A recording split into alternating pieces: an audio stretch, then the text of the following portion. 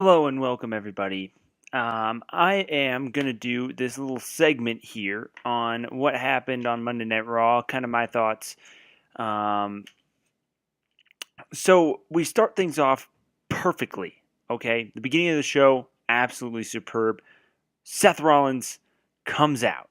That alone, enough. Perfect start. That's how to grab everybody's attention.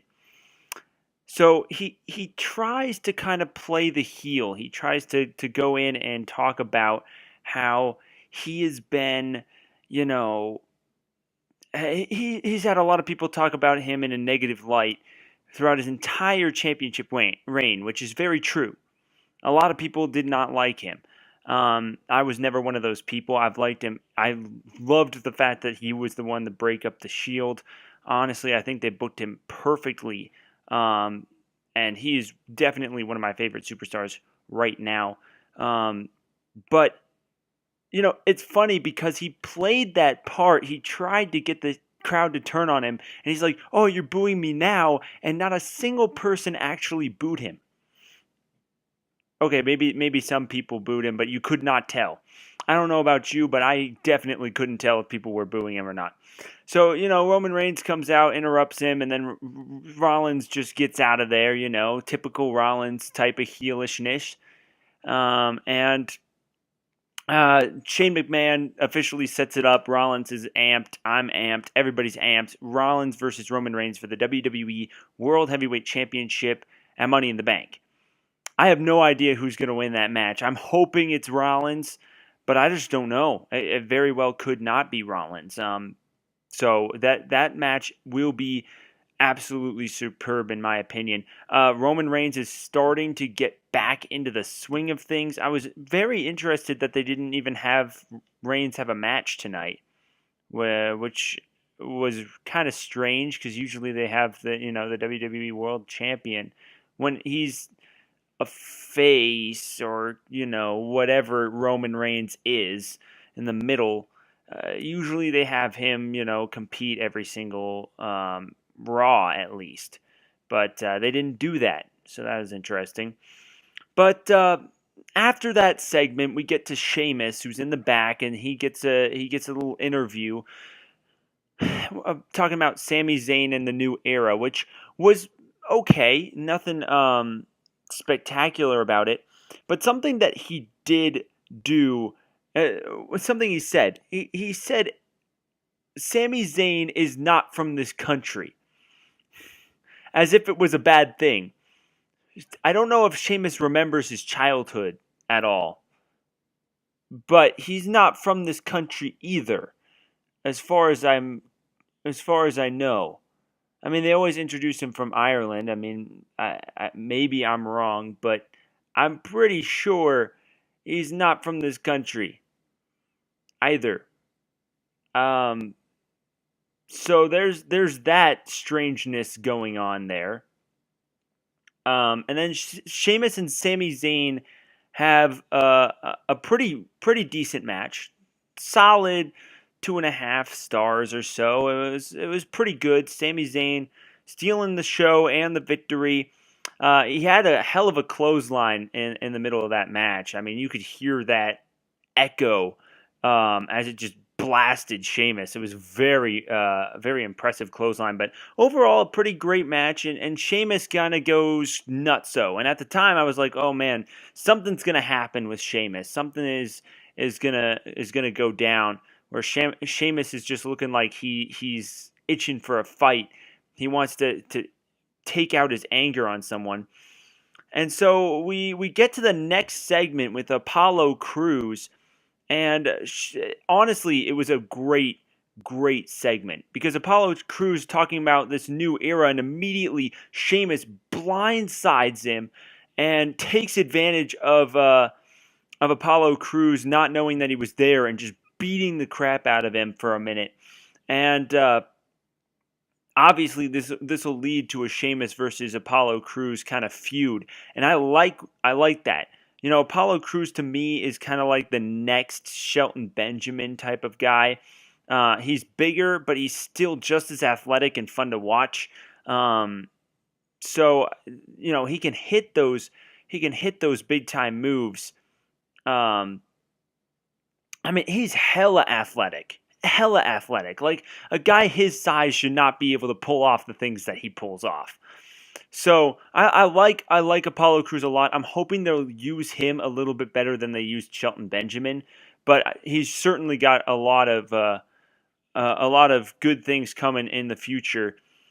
So that segment goes off, and the weirdest thing is that immediately after that segment, you get the New Day, and everybody goes crazy. You know, it's just kind of a weird transition from like kind of this, oh shit, this guy just got the crap beat out of him, and oh, the New Day, cake, happy birthday, Raw, 1200th episode. And then the Social Outcast attack, which was fucking weird. And then immediately after that, they have a really short match, which the New Day absolutely beats the crap out of him. And it just seemed kind of pointless. Like, the New Day got their little pander to the crowd, which was okay. It was nice, you know. And the New Day are entertaining as fuck, so it was great. But why? Like, we couldn't get a build towards the next tag team feud. We couldn't get a build, you know, are the Vaudevillains salty about the way that match ended? Like, Kofi Kingston got himself involved. I was expecting the Vaudevillains to come out and mention that they got screwed. But nothing. Absolutely nothing. So I was a little... That was really weird to me. Kind of the first part of this entire Raw episode where I was a little disappointed, I guess, because I was hoping that either A, we get to see the next tag team feud, B, the Vaudevillains would come out and talk about, you know, how the ending of the match was, because it was, you know, the Vaudevillains got screwed. I mean, ultimately. But nothing really happened there. Then we got The Miz and Cesaro, and The Miz comes out and he has a segment where he talks about how he had a match of the year candidate, but everybody remembers who won that match, and that's The Miz. And to me, I have always been a fan of The Miz, and The Miz is once again ruling as a heel. Like, he is such a good heel, and I am very excited to see, you know, the Miz continue as him as a heel is just so good. And apparently on SmackDown, you know, he'll face Cesaro for the Intercontinental Championship, which as you get to it, Cesaro ends up winning a very solid match. Like, that match was really good.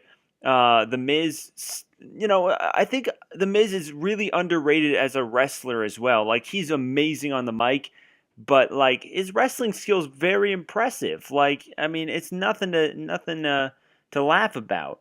So The Miz ends up losing, but should be interesting to see Cesaro. I'm thinking, this is at least how I would book it, is The Miz wins via distraction by Maurice or something, and The Miz picks up the pinfall or the submission or whatever, probably the pinfall, on Cesaro. Cesaro moves on with his life. He goes on to the Money in the Bank ladder match, and then The Miz for the Intercontinental Championship will have some sort of new opponent. I'm not 100% sure who that would be, but with Cesaro going into the Money in the Bank match, it wouldn't make any sense for him to take the title off Miz. It really wouldn't. So I don't see that happening. Maybe Cesaro will come back after that and once again feud with The Miz or something, but I just don't see Cesaro taking the title off Miz. It wouldn't make any sense. You'd have to have another rematch, most likely. Probably not going to happen. And then they have a little moment where you once again see Stephanie McMahon's kind of change as Seth Rollins looking for the hug and the welcome back, and Stephanie McMahon kind of shrugs him off with this new professional setting or whatever have you.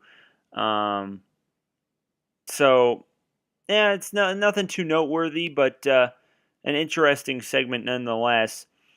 And then we get Jericho versus Cruz, which I was pretty excited for because Apollo Crews kind of had these squash matches. And so, getting to see him go one on one with Chris Jericho, I was like, man, this is going to be pretty good. So Jericho comes out, and then they show a flashback, right, to the Asylum match. And then Michael Cole says that Jericho landed on steel tacks.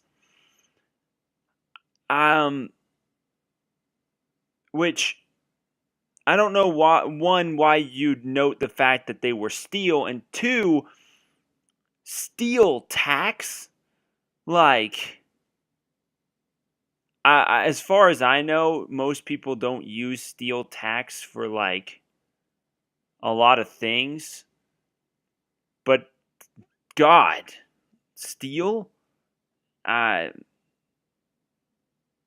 I really don't think that was really necessary. It just kind of weirded me out that he said steel. Like, you just say thumbtacks. Like, that's what they are. They're thumbtacks. I don't know.